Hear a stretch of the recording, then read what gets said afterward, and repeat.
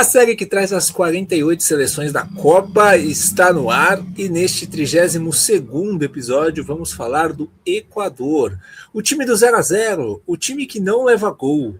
Afinal de contas, por que isso acontece? Qual o mérito dessa super defesa equatoriana? Quem é o treinador? Quem são os principais jogadores? Como é que foi esse ciclo e até onde eles podem ir jogando dessa forma no Mundial? Tudo isso a gente vai falar a partir de agora no canal Miguel Fortunato, Futebol de Seleções, seu lugar para ficar bem informado sobre a Copa do Mundo de 2026. Peço o seu like no vídeo, peço a sua inscrição aqui no canal e também que você assista o vídeo até o fim e deixe a sua opinião sobre a seleção do Equador. Bom, vamos falar sobre este país de 18 milhões de habitantes, que fica aqui na América do Sul e que vai para a sua quinta Copa, né? O Equador disputou 4 mundiais, o primeiro deles em 2002, e passou de fase somente uma vez, tendo a sua melhor campanha, deixando para trás Polônia e Costa Rica na Copa de 2006 e caindo para a Inglaterra num jogo duro, né? Aquele gol de falta do Beckham nas oitavas de final. Depois no Brasil também não passou de fase, em 2022 também não, acabou perdendo a vaga na última rodada para Senegal, mas competindo bem, né? Empatou contra a Holanda, jogando muito bem. Então o Equador vem numa boa crescente e eu acho que essa é a Copa que a seleção chega com a melhor expectativa da sua história, já adiantando um pouquinho. Isso porque na Copa América de 2024 o Equador faz uma boa campanha na primeira fase, chega às quartas de final, né? E aí você vê que o trabalho está sendo feito, né? Quartas em 2016, quartas em 2021 e quartas de final de novo em 2024, o Equador crescendo no cenário continental, né? E mais do que chegar nas quartas, é como foi a coisa, né? O duelo contra a Argentina foi muito equilibrado, a Argentina ganha nos pênaltis, o Equador poderia ter vencido e eliminado a Argentina no tempo normal daquela disputa, né? E aí nas eliminatórias o Equador só ficou atrás dos argentinos, segundo lugar da competição, e assim, é um segundo lugar que o Equador começou o campeonato com 3 pontos a menos. Tem noção do que é isso? O Equador, por conta da punição, né, da Copa passada, de jogador irregular, o Equador começou a eliminatória com menos 3 pontos e terminou na segunda colocação. É uma campanha espetacular dos equatorianos. 8 vitórias, 8 empates e apenas 2 derrotas em 18 jogos. Nos amistosos, 6 vitórias, 5 empates e 3 derrotas. Nessa data FIFA agora, né, de março, empatou com o Marrocos, saindo na frente e tomando empate no final. O Marrocos sofreu para fazer o gol e empatou com a Holanda em 1-1. Então, ótimos resultados aí para a seleção de BKSS. Sebastián BKSS, né, ele que surgiu aí, né, para o futebol sul-americano quando era técnico lá do Defensa e Justiça, eliminou o São Paulo, né, numa Copa Sul-Americana, e aí ele é um cara que teve aí sucessos, fracassos aí no cenário do futebol local, e agora vive o grande momento da sua carreira. Ele chega em 2024 na seleção do Equador, e assim, ele transformou o Equador numa fortaleza defensiva. São 18 jogos como técnico do Equador, e em 10 deles não sofreu gols. E nos outros 8 só sofreu 1 gol. Em nenhum jogo com BKSS no comando o Equador levou 2 gols. Em nenhum jogo. E ele estreia contra o Brasil, né? O Brasil que era comandado contra o Dorival em setembro de 24, depois da Copa América. Ele estreia contra o Brasil, perde por 1-0, jogando fora de casa, gol do Rodrigo, num jogo que o Equador jogou bem, jogo duro, e essa foi a única derrota. De setembro de 2024 para cá, o Equador do BKSS não perde para ninguém. Então, assim, é um dos melhores trabalhos dos 48 aqui. Top 5 trabalhos dos técnicos que vão para a Copa. É um trabalho espetacular e irretocável do BKSS no Equador. Indo para os destaques, obviamente, o principal é o Moisés Caicedo, né? Vamos ver como é que ele vai chegar fisicamente para essa Copa, né? 49 jogos na temporada, teve Copa do Mundo de Clubes, teve pouco tempo de férias, mas o Caicedo bem, é o cara para o Equador, é o termômetro, né? É um volante que tem pegada para desarme e que tem uma qualidade que poucos jogadores no mundo têm para sair jogando, para encontrar passes, para ditar ritmo. Ele é um dos melhores do mundo nessa função há um bom tempo. Caicedo é um volante do mais alto nível do futebol mundial da atualidade, né? Então ele faz muita diferença para fazer o Equador se defender, porque ele é muito bom defensivamente, e jogar também, né? Quem defende muito bem é o Pacho, né? Zagueiro que pode chegar campeão da Champions, né? Pode chegar bicampeão da Champions, caso o PSG conquiste, né? E o Pacho vem crescendo muito, foi uma aposta lá do PSG do Luiz Henrique e que vai se mostrando muito bem. Acho que com bola ele deixa um pouco a desejar na saída de bola, é uma coisa que ele precisa evoluir ainda, mas sem bola é um tremendo de um zagueiro.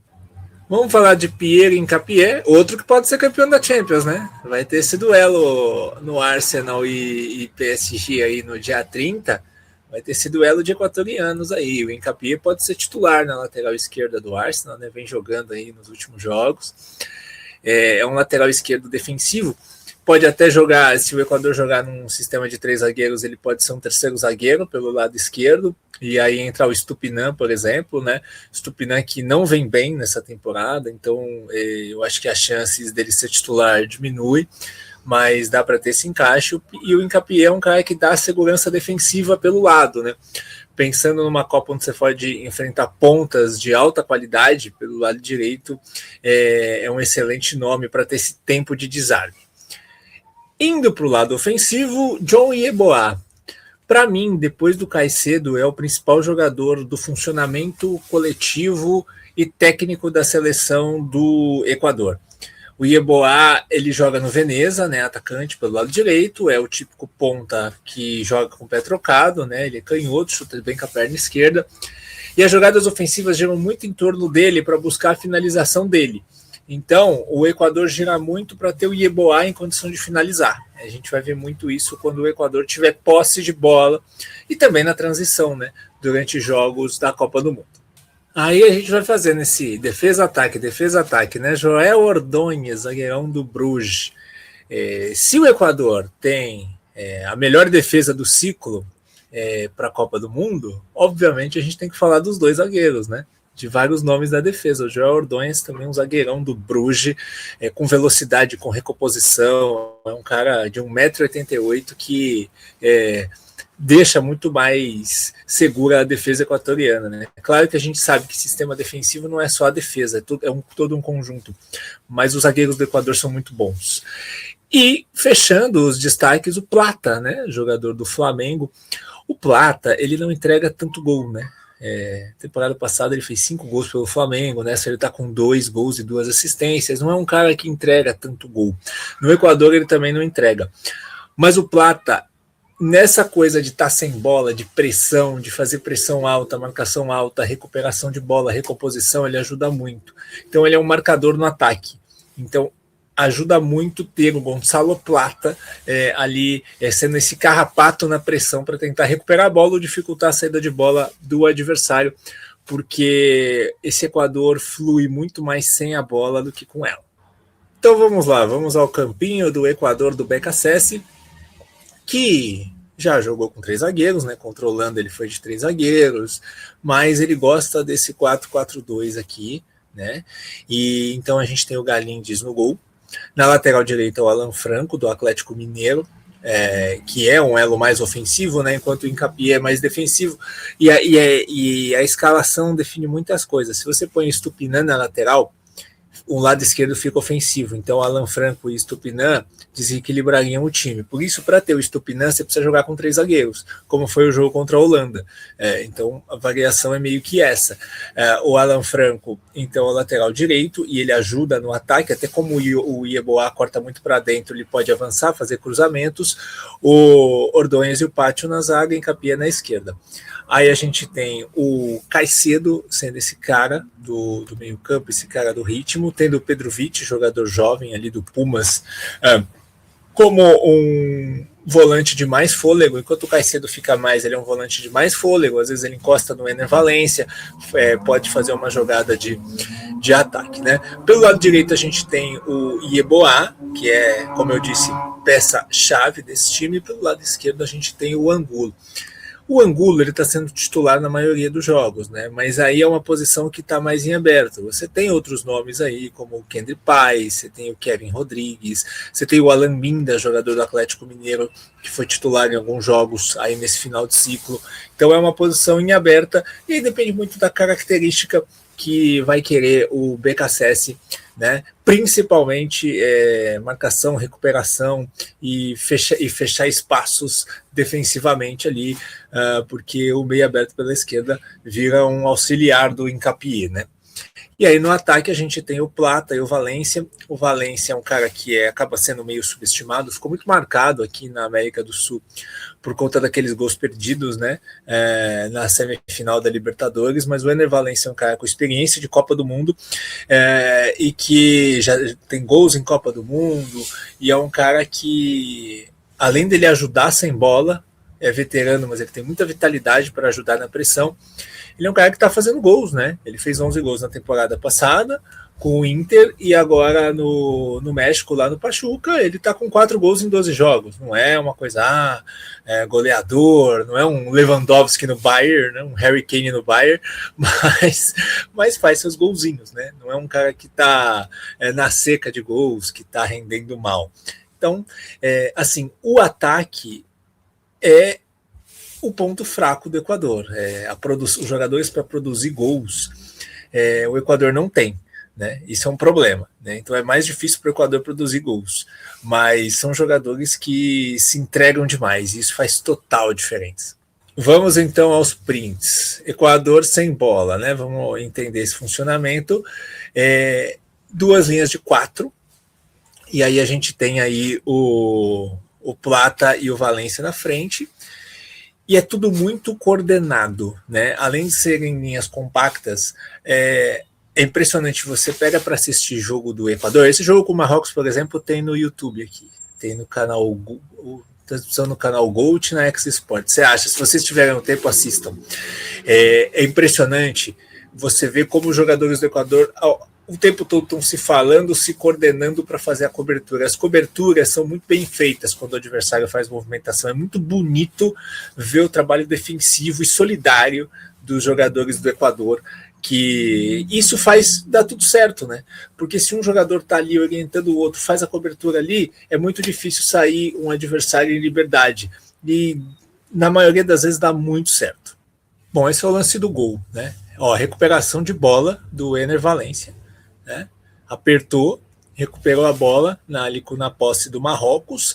O Yeboah recebe, avança, ele faz a tabela e finaliza de pé esquerdo. Então o Equador, seja em bloco alto, porque ele faz a pressão muito bem, é uma pressão muito bem coordenada, eles vão lá em cima mesmo, com os movimentos certinhos, com os 10 jogadores se entregando na marcação, seja nesse bloco mais médio para roubar essa bola, ou seja num bloco mais baixo.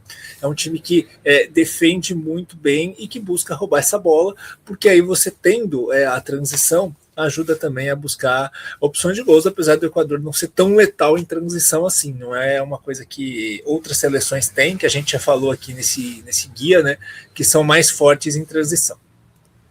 O próprio adversário do Equador, né, a Costa do Marfim, na estreia, é um time que em transição é muito mais perigoso, tem muito mais armas, né?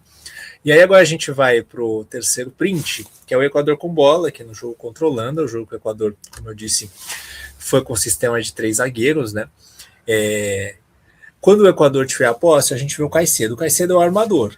E aí a gente vê duplas rolando ali, de ter um meia lateral e o atacante, e a gente tem o segundo volante, que é o Vite, encostando junto do Ener Valencia. O Alan Franco pode espetar para dentro, ou pode também ser uma opção aberta lá na ponta, tendo o Hincapié ficando mais com os 3 zagueiros. Bom, vamos projetar a Copa do Equador, então. Estreia na Filadélfia contra a Costa do Marfim, um jogo muito interessante, né? Vamos ver quem vai ter mais a iniciativa de ter a bola, porque são dois times mais defensivos. Depois joga em Kansas City contra Curaçao, vai ter que fazer aí umas viagens desagradáveis, né? Tem que ir para Kansas City, depois voltar para a Costa Leste para jogar contra a Alemanha e fechar a sua participação. Assim, o Equador é o time do 0-0, é o time do 1-1, é o time do empate, é o time do jogo mais travado. Então, assim, é meio óbvio apostar que o Equador empate com Costa do Marfim e Alemanha e ganhe de Curaçao. Isso seria um palpite óbvio. Claro que o futebol não é simples assim, pode acontecer de tudo. Mas eu não duvido, o Equador empatar os dois jogos, ganhar de Curaçao com um placar baixo, 1-0, 2-0, e aí avançar. Pode ser primeiro, pode ser segundo, pode ser terceiro, a gente vai ver o que o grupo vai nos dizer. Mas o Equador deve estar no mata-mata. Estando no mata-mata, vai ser chato de tirar fora, viu? Eu quero ver quem vai tirar fora, porque vai ser duro de tirar fora. Porque é difícil de tomar gol, é um adversário que pode ir te levando para os pênaltis. Então, assim, o Equador pode ir avançando assim, empatando no mata-mata, ganhando nos pênaltis, de repente dá para chegar ali numa quartas, por que não?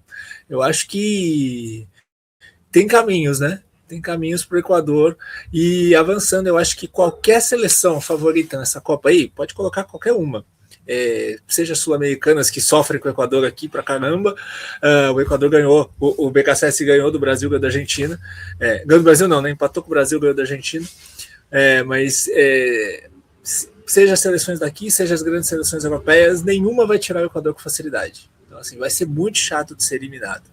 E eu não duvido, inclusive, de acontecer do Equador ser o melhor sul-americano da Copa.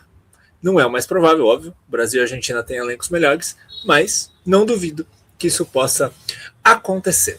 Tá bom, gente? É isso. Esse foi o Equador. Tem muito vídeo para vocês maratonarem e curtirem aqui sobre as seleções. E eu quero saber a opinião de vocês. O que vocês acham do Equador nessa Copa do Mundo? Um grande abraço e até a próxima.